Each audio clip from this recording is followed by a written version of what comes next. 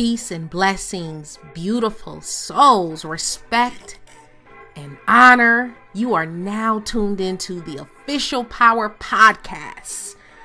I'm so glad you decided to join us. I know you could be listening to a million other things, but you decided to invest your time here, and for that I am grateful. I am Brandi L. Bates, and you can follow me on Instagram at Brandi is Winning, Brandi with an I, and on Twitter at Soledad Francis. No Snapchat, no Facebook. Most of these podcasts will be found on YouTube on the I Am Brandi Bates YouTube channel.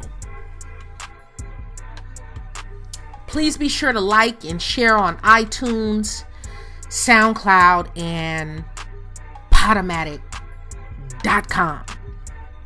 If you write up a review via iTunes, I promise to shout you out. I really appreciate you sincerely, honestly, and truly. Pablo Escobar said, I know, right? Pablo Escobar said, life's a game and you'll learn all sorts of lessons the longer you play. All empires are created of blood and fire. Today we're talking about the year of the Doer, the strategy series. In all that you do and all that you are, be sure that you're high performance. Be a high performance entrepreneur, high performance athlete, high performance professor, high performance husband or wife, high performance parent, high performance in your community. Because whatever you do, if you're high performance, you will leave your mark. You will leave an indelible legacy. These are facts. To be world class, begin and end with quality. And I know this sounds hella insane. I know. But I actually study the world's most successful criminals. I really do. That's a little fun fact, the more you know, shining star, right? People like El Chapo, Griselda Blanco, Frank Lucas, Pablo Escobar. And here's why. Although what they did and do by the world standards was illegal, right? They were highly successful at it. I don't concern myself with the world standards, be that the world standards of beauty, the world's or society's standard of beauty, society's standard of what's right and wrong, because really, if you think about it, that's a matter of degrees, right? Pharmaceutical drugs are still drugs. NSAIDs, ibuprofen, Tylenol, aspirin, they're still drugs. Though they may be legal and you can purchase them over the counter at your local drugstore or pharmacy, they are still drugs. What is the difference then between, say, a Tylenol or Xanax or Klonopin or any OxyContin and Tylenol or ibuprofen or marijuana or heroin, right? Drugs are drugs, basically. Some we classify as okay, good, but they are still wreaking damage and havoc on our bodies nonetheless. Okay, so my point is, what's legal and illegal is a matter of what society's standards are, but that is not a true representation ethically and morally, is my argument. El Chapo, for example, El Chapo Guzman, the leader of the world's biggest narcotics cartel, his drug empire made him a billionaire. And he was ranked as the 10th richest man in Mexico. Okay. Griselda Blanco. At one point, she was bringing in $8 million per week. You do the math, okay? No college degree, no MBA, just hustle and demonic drive. Stay with me. They were criminals of purpose. And you can learn so much from the criminal mind. Frank Lucas said this was the man who brought you Blue Magic and China White. Those from New York, the Bronx, the Boogie Down, Jersey. You know what I'm talking about. Frank Lucas. They did a movie about him a couple of years ago starring Denzel Washington. But he said, when you own something, you can call it what you want. And we see that in the world. The owners control destiny. Those who own, be that those who own businesses, those who own sports teams, those who own land, those who own resources and means of production, they call the shots. They control the destiny of mankind. Okay? I've always said a thing decreed shall be established. That's something you can actually write it out, post it on your laptop or, on your desk or on your refrigerator. A thing decreed shall be established. What's the difference? What's the difference between Malcolm Little, Malcolm X, and Hajj Malik Shabazz, right? The same man, but the distinction is a matter of degrees,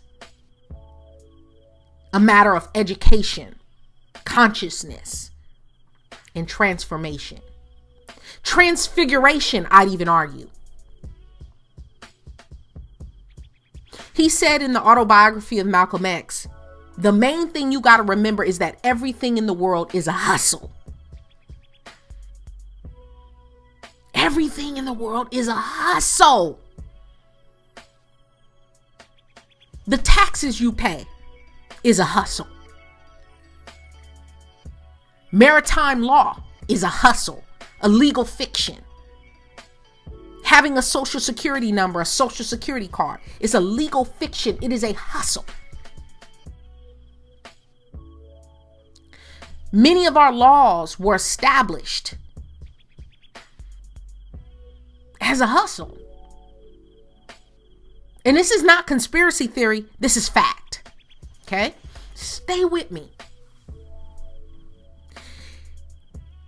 Hajj Malik, Malcolm Little, Malcolm X. He went on to say, I certainly wasn't seeking any degree.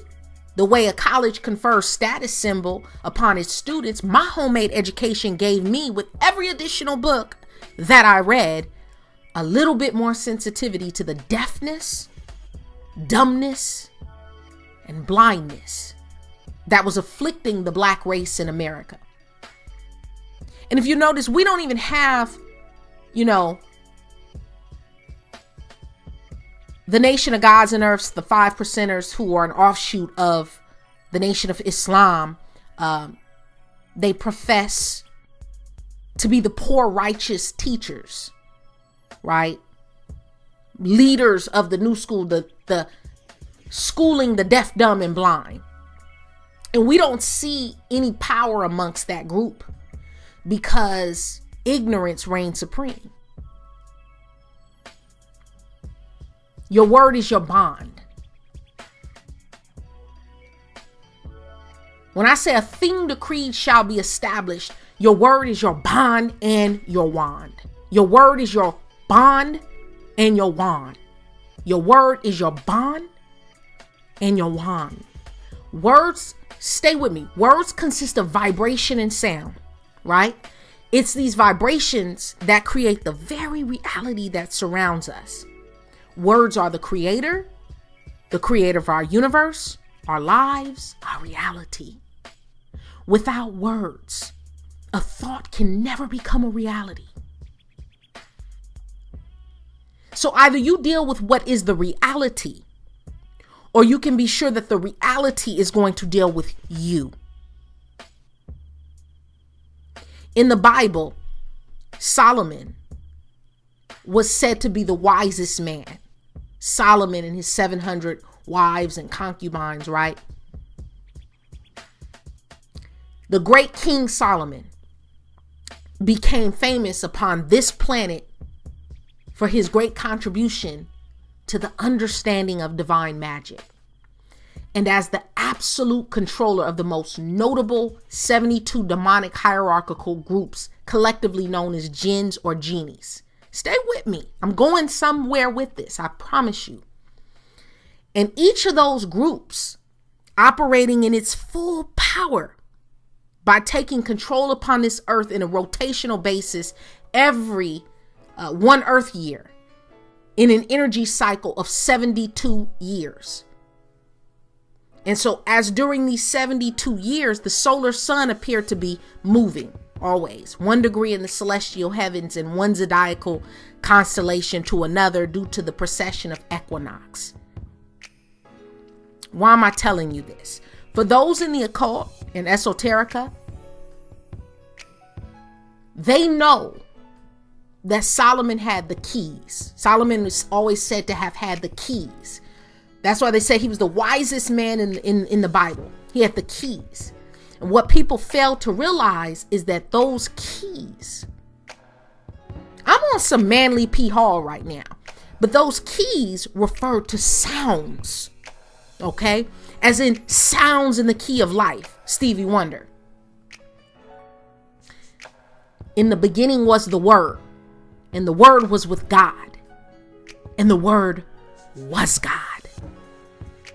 In the beginning was the Word, and the Word was with God, and the Word was God.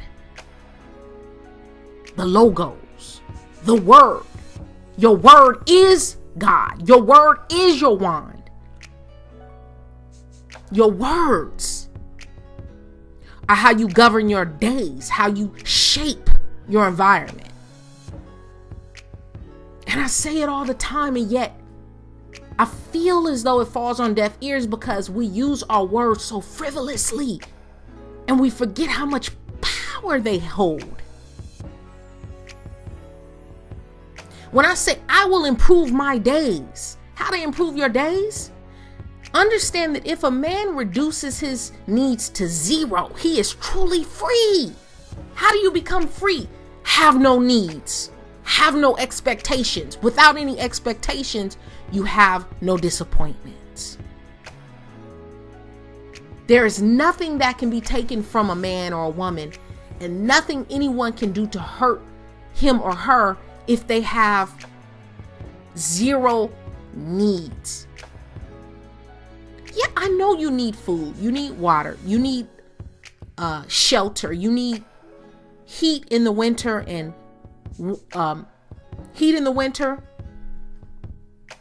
and you need cool in the summer, and you need clothes on your back.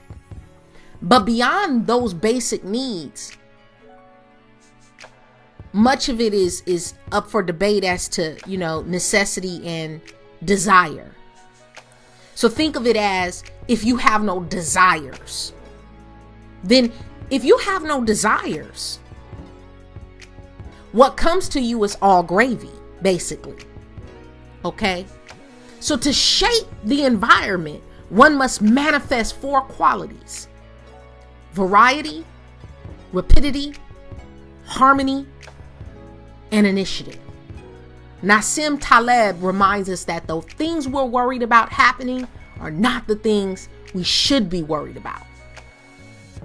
And I say this all the time. Anyone who knows me, people are worried about the wrong shit. Worried about the wrong shit. There are legitimate things and situations and circumstances and people that you should be concerned about. I wouldn't say worried about, but concerned about. You should be concerned about your health. You should be concerned about your finances. You should be concerned about your family, your children, your parents, your sisters and brothers, or, your what you're building, your art, your craft. You should be concerned about yourself. Should you be concerned about Kim K, Love and Hip Hop? Should you be concerned about what the president tweeted? Should you be concerned or worried about what's on TMZ or who wins the Super Bowl? And so you see where I'm going with this? The shit we worried about is so far from what we really should be worried about. And you only have so much energy per day. You only have so much energy to expend in 24 hours. And so if you're expending it on that which does not matter, you leave nothing for that which does matter.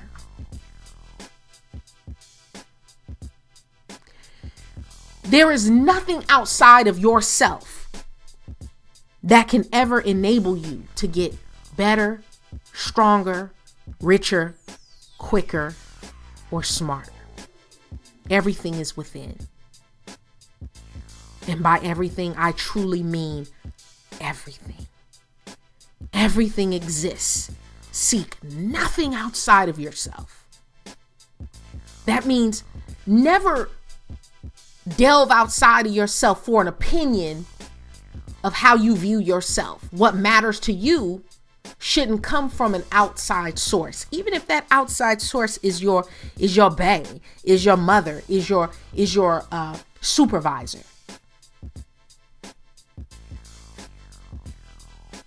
In 2016, I said the motto was more commas. And here we are in 2018, and I'm saying even more commas in 2018. Because there is more than one path to the top of the mountain. Do nothing that is of no use. Nothing. Okay? Do you realize how much of our lives we waste by investing and indulging in frivolous activities and mindless habits? It's incredible. It is truly incredible. Incredulous. You have no idea what you can accomplish in the span of 1 year. You can only fight the way you practice. And so basically you have to learn to live life on the edge of your ability. When you don't know what you believe, everything becomes an argument. It's like they say, if you don't stand for something, you'll fall for everything. You'll fall for anything. And so when you don't know what you believe, when you don't stand firm, everything is debatable. But when you stand for something, decisions are obvious. When you stand for something, when you have a mission and values and goals, and you say, you know what? This year, it may only be 365 days, but I'm going to work on this book, or I'm going to work on my body, or I'm going to work on my mind, or I'm going to work on this business, or I'm going to work on my family, my relationship, my marriage, my finances. I'm going to work in this community garden. I'm going to build something. I'm going to craft something from nothing. I'm going to work on this movie. I'm going to work on this script.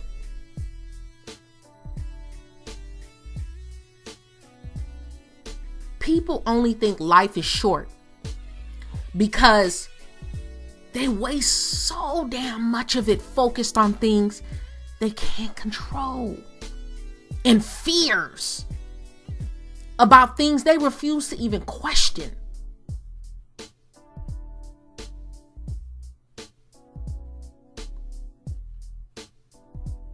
Many of us fear possibilities. Paper tigers, toothless, powerless boogeymen. The year of the doer is about doing good and getting rich. I said what I said. By endurance, we conquer. When things are going best is when you have the opportunity to be the strongest, most demanding, and most effective. The words consent of the governed, consent of the governed, consent of the governed have become an empty phrase. What do I mean? Our textbooks on political science, economics are obsolete. They don't want you to know these things. They don't want you to learn how to build an empire. Do you understand at one point in time, school education was only allotted to the elite, to landowners and property owners, and everybody else were working class, proletariat, quote unquote. You had the bourgeoisie, and you had the proletariats, and you had the peasants. The working class proletariats, the wealthy landowners and property owners were the bourgeoisie, and you had the peasants. To this day, we still have the bourgeoisie, the proletariats, and the peasants. The problem is the peasants are dressed to look like the property owners. And the proletariats don't understand their true power. The proletariat is the worker, the doer. Stay with me. Our nation has been hijacked by oligarchs, corporations, multinationals, bankers, oil cartels, and a narrow, selfish political and economic elite, a small and privileged group that governs and steals on behalf of moneyed interests. Okay? This elite, in the name of patriotism and democracy, in the name of all the values that were once part of the, American system and defined at one point the Protestant work ethic, has systematically destroyed our manufacturing sector, looted the treasury. Do you understand? We used to have gold reserves, gold, and now we trade debt. Corrupted our democracy, trashed the financial system. Over and over and over and over again, we see the same Ponzi scheme being played on the people because the people are too stupid to see the game for what it is. That's why I study criminals, because they have this shit figured out. They may not always do the right thing. Their heart may not always be in the right place, but they have this shit figured out. And understand that during this plundering, we've remained passive. Passive, mesmerized by the enticing shadows on the wall. That's what Plato's allegory is about. That's why you got to get into this Plato. You got to get into this Plato. You got to get into this Socrates. You've got to get into this Aristotle. The classics. So much wisdom. Because they're telling you how they're playing you. And so many of us are too goddamn stupid to see the game for what it is. And we get played the same way our parents got played. And the same way their grandparents got played. And the same way their parents and their parents and their parents got played. And you see generational wealth continue to be bounced down the lineage. And the haves continue to have more. And the have-nots have little and less and less and less and less. We're assured our tickets to success and prosperity and happiness are just waiting around the corner. So they sell you false hopes and dreams and blue skies and the clouds too. Understand, nothing good ever comes easy or without some pain. Nothing, not even life itself. Why are beggars despised? Beggars are despised universally. It does not matter if you are in Ethiopia, if you are in Bangladesh, if you are in Lebanon, Mumbai, or the streets of Charlotte, North Carolina. It's for the simple reason that beggars fail to earn a decent living. That's it.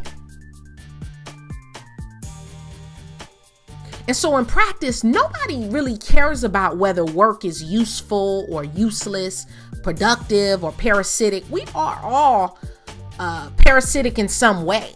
You know, humanity itself is one big parasite upon the planet, if you really think about it. But the sole thing demanded is that it be profitable. That's all that matters. How much money you make. What's your salary? How much you earning? That's it. What is your potential? And so the year of the doer is about, if you're an entrepreneur or if you're thinking about possibly branching out and doing your own thing, having a side hustle here and there, or just expanding your sources of income. It's about growing your business even faster and easier and more efficiently, more effectively, and having a more hands-on and a more effective goal upon those you serve. Understand, you did come here to serve someone. And when I say serve, I don't mean like a slave or, you know, a peasant, or I mean, whether if you're a doctor, if you're a surgeon, you're serving the sick, you're serving the patients, you're serving those who are coming to you for care and healing. If you're a healer, right? If you are, if you have the gift of being able to see the future, you came here to serve someone with that gift. And so to do great work, you need to feel that you're making a difference, that you're putting a meaningful dent in the universe. I love how Steve Jobs used to say, put a dent in the universe. And that's exactly what that man did. He put a dent in the universe.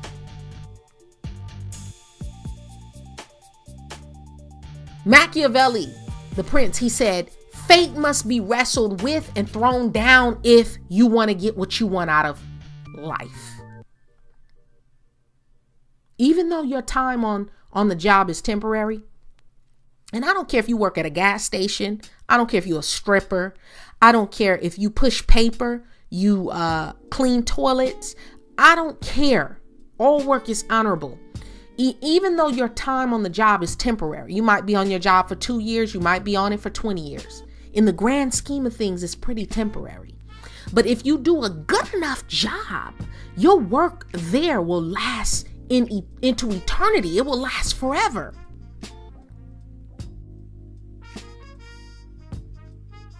That's what the year of the doer is about. Sowing good seed in fertile soil to grow a legacy. The great leaders, the world's greatest leaders, the greatest leaders in history start learning young, and they continue until their last breath. You look at people like Sean P. Diddy Combs consistently making the Forbes list. Why? Because he started very, very, very young. He knew what he wanted to do. He was passionate about it, and he started doing it very young. And that leaves a lot of room for growth, and it leaves a lot of room to be successful. If you're going to find your calling, it's better to find your calling at the age of 18 or 20 or 21 versus tricking off and wasting all your youthful years to discover, you know what? I'm not even passionate about the shit I was doing in my 20s. And if I can give you any advice, is do not waste your best years in a dead-end job or a dead-end relationship. Those are the two worst things you can do. When I say your best years, I mean when you're 18, 19, 20, 21, even I would say up until about the age of 26, 27. Your energy is at its peak. You know, you can work 10, 12 hours. You can then go home, shower, and you back out in the street. You know, you going to the club, you going to the movies, you doing this, that, and the third. As you get older, you're not going to have that level of energy. You're not able to get weight off as easily. You're not able to change the way you see things as easily. Don't waste those years, because you cannot get them back. You can't get them back. You can get money. Money comes and goes. You can get more money. You can't get your time. You can't get your years. You can't. Beauty fades. Beauty fades, folks. Those who are beautiful when they're 19, 20, 21, 22, they're not guaranteed to be beautiful when they're 50, 60, 72. That might fade. Leave the poetry in what you make. When something becomes too polished, it loses its soul. Think about it this way. If you had to launch your business in 2 weeks, what would you cut out? What would you get rid of? Because workaholics aren't heroes. And I can say that because I am a workaholic. You're not gonna beat my work ethic. You can do a lot. You might be smarter than me. You may have read more books. Your mother might make more money. Your daddy might be a little bit more prestigious. You're not gonna outwork me. But the problem is, workaholics, we don't save the day. We use it up. And the real hero is home because she figured out a faster way. And that's why we love the young millennial success stories. The Mark Zuckerbergs and these young geniuses who, 16 years old, already got their PhD and graduating and being, courted by NASA. These young millennial success stories who've made more of themselves in a mere few years than their parents and grandparents have in decades. Be opaque about the workings of your business and hide the secrets of your success. See, we like to flaunt our shit. We got red bottoms. We want everybody to know we got red bottoms. We making 6 figures. We want everybody to know we're making 6 figures. You the CEO, you got it planted right there on your business card that you the motherfucking CEO. You are the man next to the man, right? The problem with a lot of us is we talk too much. We reveal too much of our hand. And understanding life is like poker. You can't ever show your hand. Ever. Ever. Never let your left hand know what your right hand is doing. And for many of us, that's our biggest problem, is our big mouths. Instead of making moves, we're always making announcement about our moves. Don't make announcements about your moves. Just make moves. When I talk about the year of the doer and I talk about Teflon work ethic, go back and listen to my talk on Teflon work ethic. That's something to be learned. You're not going to come out of the womb with a Teflon work ethic. You have to learn it. And oftentimes it comes about from failure and lack and not having enough. And so you want to never, ever have to need another man or woman for your basic necessities. Understand that the starting point for everything, before strategy, tactics, theories, managing, organizing, philosophy, methodology, talent, or experience is work ethic. And soldiers can sometimes make decisions that are smarter than the orders they've even been given. Perceive that which cannot be seen with the eye. You know, one thing they'd say about great leaders, the great doers in this world, is they have a gut, right? Gut feelings, intuition. Or you say, oh, she has a great eye. She has a great eye for fashion. She has a great eye for beauty. She has a great eye for a flair for, what's going to be popular. All the greatest things in the universe are invisible, folks. Love, happiness, joy, wisdom, abundance, wholeness. You can't bottle those things. You can't touch them. You can't touch happiness. I can't hold love in my hand, but you can most certainly feel them deeply. Be determined, yet calm. 1,000 days of training to develop. 10,000 days of training to polish. 1,000 days of training to develop. 10,000 days of training to polish. You must examine all this well. If you work hard enough and assert yourself, really assert yourself, and use your mind and imagination, the power of your vision, the power of your words, you can shape the world to your desires. Who you are tomorrow begins with exactly what you do today. Notice I said what you do today. Ayn Rand said, there's nothing of any importance in life except how well you do your work. Nothing, only that. Whatever else you are will come from that. It's the only measure of human value. All the codes of ethics they'll try to ram down your throat are just so much paper money put out by swindlers to fleece people of their virtues. The code of competence is the only system of morality that's on a gold standard. Year of the Doer. When I talk about tapping your God force,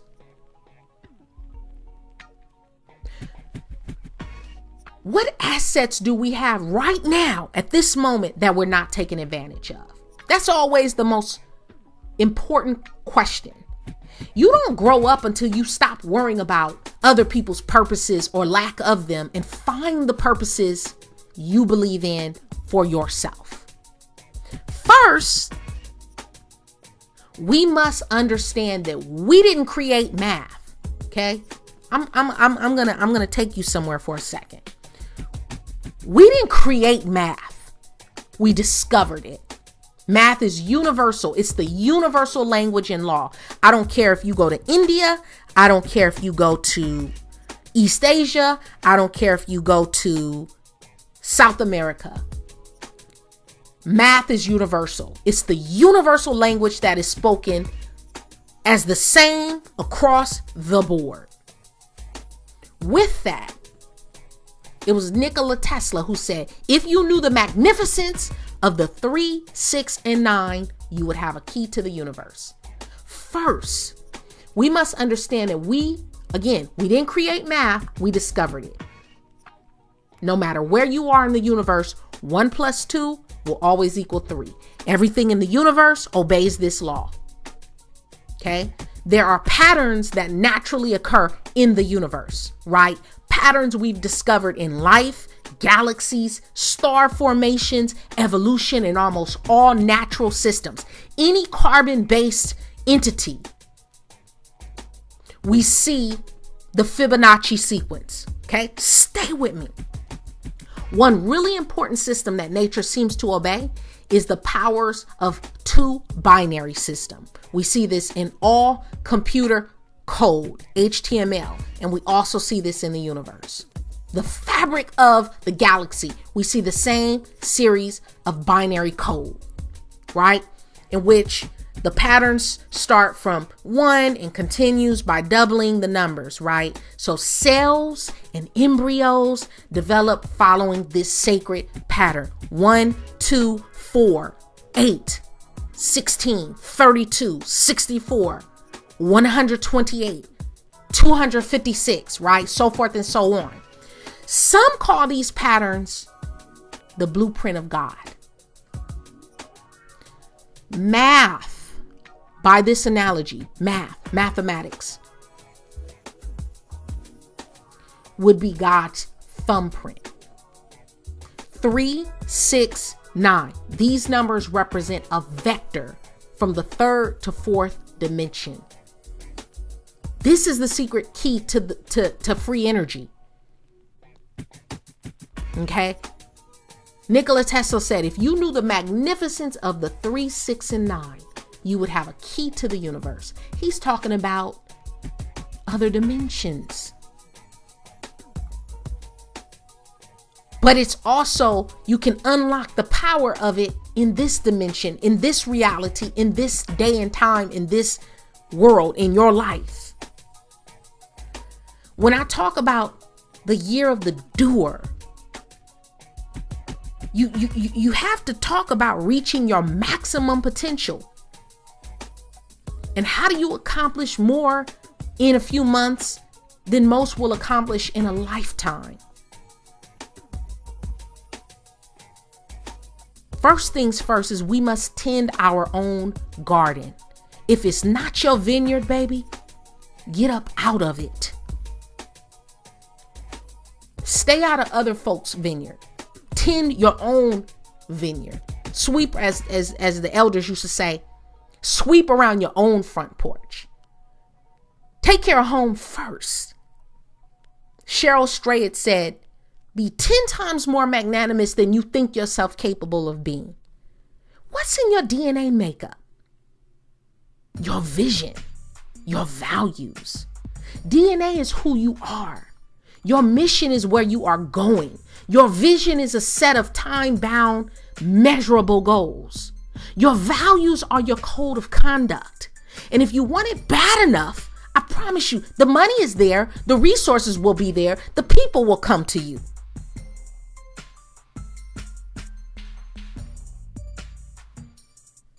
Everything you do and create must be consistent with your DNA, mission, vision, and values. This is the year of the doer.